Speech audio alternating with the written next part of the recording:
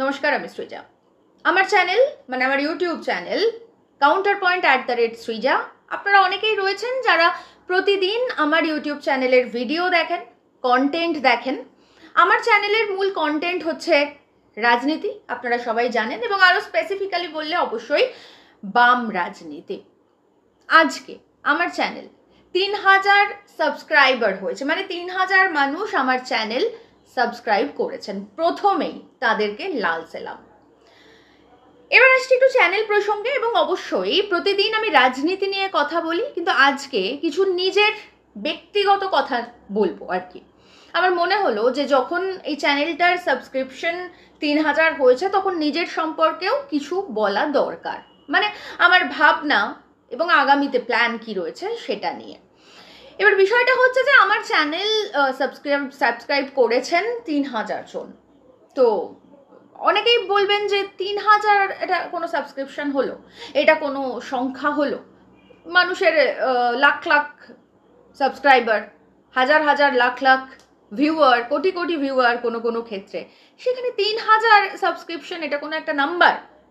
তো যারা এরকমভাবে ভাববেন, যারা এরকমভাবে বলবেন, আমি প্রথমেই তাদেরকে বলবো যে হ্যাঁ, আমার কাছে এটা খুব গুরুত্বপূর্ণ নাম্বার। কারণ আমি বিশ্বাস করি যারা এই মুহূর্তে দাঁড়িয়ে ভারতবর্ষ এবং তথা বাংলার যে পরিস্থিতি চলছে, যে রাজনৈতিক অবস্থা চলছে এবং যে রাজনৈতিক অবস্থান চলছে ভারতবর্ষ এবং এ বাংলার মানুষের, সেই জায়গায় দাঁড়িয়ে 3000 সাবস্ক্রিপশন আমার কাছে অন্ততপক্ষে খুব বড় ব্যাপার। কারণ আমি বিশ্বাস করি এই 3000 মানুষ আসলে শুধুমাত্র সাবস্ক্রাইব করেননি, এই 3000 মানুষ আসলে মশাল নিয়ে হেঁটেছেন আমার সঙ্গে স্রোতের প্রতিকূলে। আমি জানি আমি যদি এখন উদ্ভাসিত কোনো রিলস বানাতাম, আমি ছোট করছি না কাউকে, সেরকম নাচ গান করা রিলস বানানো, আমার ধারণা সেটা যথেষ্ট কঠিন বিষয়। আমি যেহেতু এগুলো করতে পারি না, তো আমার কাছে ওগুলো অবশ্যই কঠিন বিষয়। যাই হোক, তো আমি যদি সেগুলো করতাম, আমি জানি যে আমার আরও অনেক বেশি ভিউয়ার হতো, 3000-এর জায়গায় 3 লক্ষ ভিউয়ার হতো। কিন্তু আমি এগুলো করিনি। কেন করিনি?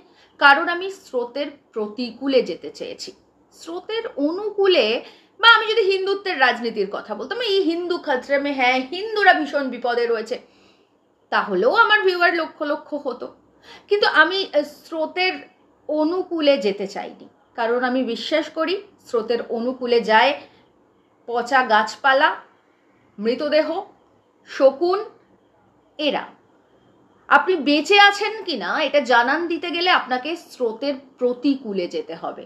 সে কারণেই তো ইলিশের এত দাম। কারণ ইলিশ তো চাইলেই সমুদ্রের জলে গিয়ে ডিম পারতো আর কি, কিন্তু করেনি। স্রোতের প্রতিকূলে হেঁটে মিষ্টি জলে ডিম পারে, আর সেই কারণের জন্যই ইলিশ সবসময় মাছের রাজা। আপনি বেঁচে আছেন তার প্রমাণ হচ্ছে আপনি স্রোতের প্রতিকূলে হাঁটছেন। অনুকূলে তো বললাম, মরা কাক শকুনরাই হেঁটে বেড়ায়, চলে বেড়ায়। যাই হোক, তো এই 3000 সাবস্ক্রাইবার যারা, তারা আসলে আমার শুধুমাত্র আমার নয়, আমার চ্যানেলের তো অবশ্যই, তার সঙ্গে এই সমাজের আলোকবর্তিকা, আমি এটা বিশ্বাস করি। তারা আমার সঙ্গে থেকেছেন এবং আগামীতেও তারা আমার সঙ্গে থাকবেন, এই বিশ্বাস আমার রয়েছে। কারণ আমি দীর্ঘদিন ধরে মেন স্ট্রিম যে মিডিয়া, সেই মিডিয়ায় চাকরি করেছি। আপনারা দেখবেন আমি যখন কোনো মিডিয়া সংক্রান্ত কোনো তথ্য দিই, তখন সেটা খুব স্পেসিফিকভাবে তথ্য দিই, মানে আমি কোনো ভাষা তথ্য দিই না। কারণ আমি ওই জীবনটা বেঁচেছি, দীর্ঘদিন বেঁচেছি, এবং আমি জানি অ্যাকচুয়ালি মেন স্ট্রিম মিডিয়ায় কীভাবে খবর হয়। এগুলো আমার নখদর্পণে, এগুলো আমার জানা, এগুলো আমার চেনা ছকের জীবন ছিল একটা সময়। সেই কারণের জন্য আমি যখনই কোনো মেন স্ট্রিম মিডিয়া নিয়ে খবর দিই, তখন সেটা একদম রিয়েল খবর, এক্স্যাক্ট টু দ্য পয়েন্ট খবর দিই, এই কারণের জন্য। তারপর যখন দেখলাম যে না, এই মেন স্ট্রিম মিডিয়া আর কি, এরা আর সাংবাদিকতা করছে না, এরা আসলেই দালালি করছে, তখন আমি সেটার থেকে সরে এসে ফাইন্যান্স মার্কেটে কাজ করতে শুরু করি, অর্থলগ্নের জায়গায়, অর্থলগ্নের ব্যবসায়। সেখানেও দেখলাম যে এই লুটেরা পুঁজি আসলে জনমানুষের জীবন থেকে বিভ্রান্ত হয়ে গিয়ে এমন একটা যাপন তৈরি করছে মানুষের, যে অত্যন্ত মর্মান্তিক। মানুষ বুঝছেন না, মানে ফাইন্যান্স মার্কেটে, অর্থলগ্নের বাজারে যারা চাকরি করেন, তাদের জীবন একটা ওই অর্থনৈতিক চক্রবুহের মধ্যে ঘুরপাক খায়, মানে টাকা ইনকাম এবং টাকা খরচের বাইরে যে একটা জীবন রয়েছে, একটা যাপন রয়েছে এবং একটা রাজনীতি রয়েছে, এটা অনেক মানুষই যারা এই ফাইন্যান্স মার্কেটে চাকরি করছেন তারা ভুলে গেছেন, আমি দেখেছি। তো এই সমস্ত সমস্যাগুলো রয়েছে। যখন দেখলাম যে না, সত্যি করেই লুটেরা পুঁজি আর তার সঙ্গে একদল চোর জোচ্চোর মিলে এই যে রাজ্যটায় আমরা বাস করি, সেই রাজ্যের মানুষকে একেবারে শ্বাসরোধ করে মেরে ফেলার পর্যায়ে পৌঁছে দিয়েছে, সেই সময় আমার মনে হয়েছিল যে আমাকে স্রোতের প্রতিকূলে হেঁটে, বিপরীতে হেঁটে কিছু অন্তত করতে হবে। এবং সেই মতো আমি প্রথমে একাই শুরু করেছিলাম এই ইউটিউব চ্যানেলে বকবক করা।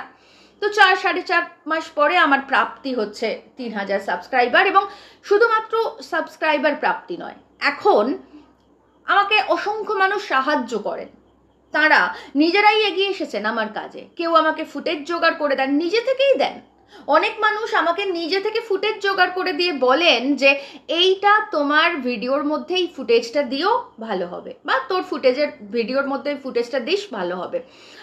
অনেকে আমার থাম্বনেল বানিয়ে দেন, অনেকে আমার কন্টেন্ট দিয়ে দেন যে এইটা নিয়ে একটা ভিডিও বানালে ভালো হয়, মনে হচ্ছে এইটা নিয়ে বলা দরকার। তো আমি একটা মানুষকে গেঁথেছি, এগুলো আসলে এক সুতোয় গেঁথে ফেলেছি। আসলে আমাদের কাজ হচ্ছে যখনই ধর্মনিরপেক্ষতা, গণতন্ত্র এবং আমাদের স্বাধীন সত্তা যখনই আঘাতপ্রাপ্ত হবে, তখনই তার বিরুদ্ধে রুখে দাঁড়ানো।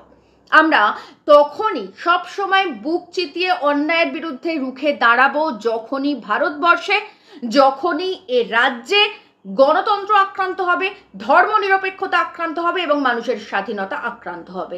আমি এবং আমাদের এটাই কাজ, এই কাজ আমি করছি এবং আগামী দিনেও করব। এবং আশা করা যায় যে আপনারা যারা আমার সঙ্গে ছিলেন, প্রথম দিন থেকে ছিলেন, পরবর্তীতে যোগ করেছেন, যুক্ত হয়েছেন, তারা সকলে আমার সঙ্গে থাকবেন, আর এভাবেই আমরা এগোবো। এটা গেল আমার ভিডিও সংক্রান্ত বিষয়। এবার আসছি আরো একটা গুরুত্বপূর্ণ পয়েন্টে, আর সেটা হচ্ছে আজকে কার্ল মার্কসের জন্মদিন। আজকে কার্ল মার্কসের জন্মদিন, আর আজকেই আমার চ্যানেলের 3000 সাবস্ক্রিপশন হয়েছে, অর্থাৎ একটা অদ্ভুত সমাপতন। কার্ল মার্কস পৃথিবীর শ্রেষ্ঠ দার্শনিক বলে বিশ্বাস করি আমি। না, এরকম না যে কার্ল মার্কসের আগে বামপন্থা ছিল না, কার্ল মার্কসের আগে বামপন্থা ছিল এবং কার্ল মার্কসের পরেও বামপন্থা রয়েছে। কার্ল মার্কসের আগে স্পার্টাকাস বিদ্রোহ থেকে শুরু করে দাস বিদ্রোহ, ভারতবর্ষে অসংখ্য শ্রমিক কৃষক বিদ্রোহ, এগুলো সব হয়েছে এবং পরবর্তীতে তো অবশ্যই হয়েছে। কিন্তু কার্ল মার্কস পৃথিবীর সর্বশ্রেষ্ঠ দার্শনিক এই কারণের জন্য, কারণ তিনি প্রথম বলেছিলেন, the philosophers have so far interpreted the world, but the point is to change it. The point is to change it, অর্থাৎ পরিবর্তন করতে হবে। যখনই যেখানে দেখবেন, যে কোনো সমস্যায় যখন দেখবেন যে লুটেরা পুঁজি আপনার শ্বাসরোধ করতে চাইছে, যখনই দেখবেন তার সঙ্গে মিলেমিশে গেছে এ রাজ্যের একটা সরকার যারা গরু, কয়লা চুরি থেকে 22 লক্ষ মানুষের চাকরি পর্যন্ত খেয়ে নেয়, তখনই বুঝবেন যে হ্যাঁ, the point is to change it. এটাকে পরিবর্তন করতে হবে, আর এই পরিবর্তনে সবসময় থাকবে আপনার সঙ্গে বামপন্থা। এই বামপন্থা, গণতন্ত্র, ধর্মনিরপেক্ষতা অত্যন্ত ক্লিশে শব্দ, আমি জানি আপনারা কোটি কোটি বার এইসব শব্দ শুনেছেন, কিন্তু এই কোটি কোটি বার শোনা শব্দগুলোর ওজন তাতে এতটুকুও কমেনি। তাই আগামীতে, মানে আগে তো বিগত দিনে তো অবশ্যই করেছি, এবং আগামীতেও যখনই যেখানে সংখ্যালঘু, গরিব, দলিত, নিম্নবর্গের মানুষ যখন যেখানে আক্রান্ত হবে, সেখানে আমাদেরকে আওয়াজ তুলতে হবে। আর কে আওয়াজ তুলবে? আমরা আওয়াজ তুলবো, আমি আওয়াজ তুলবো, আপনি আওয়াজ তুলবেন, আমরা সবাই মিলে আওয়াজ তুলবো, যাতে আজকে কার্ল মার্কসের দিনে তার মতো করে বলতে হয় যে the point is to change it. অর্থাৎ যেখানে যে কোনো রকমের যে সরকারি অসভ্যতা, যে কোনো রকমের সরকারি শ্বাসরোধ করা কাজ কারবার, চুরি, জোচ্চুরি, অপরাধ, হিন্দুত্ববাদ, যে হিন্দুত্ববাদ মানুষের জীবন কেড়ে নেয়, প্রাণ কেড়ে নেয়, মানুষকে সঠিকভাবে বাঁচতে দেয় না, সেই সমস্ত কিছুর বিরুদ্ধে আমাদের রুখে দাঁড়াতে হবে। আমরা গতকালও রুখে দাঁড়িয়েছি, আজকেও রুখে দাঁড়িয়েছি এবং আগামীতেও আপনি, আমরা সবাই একসঙ্গে রুখে দাঁড়াবো।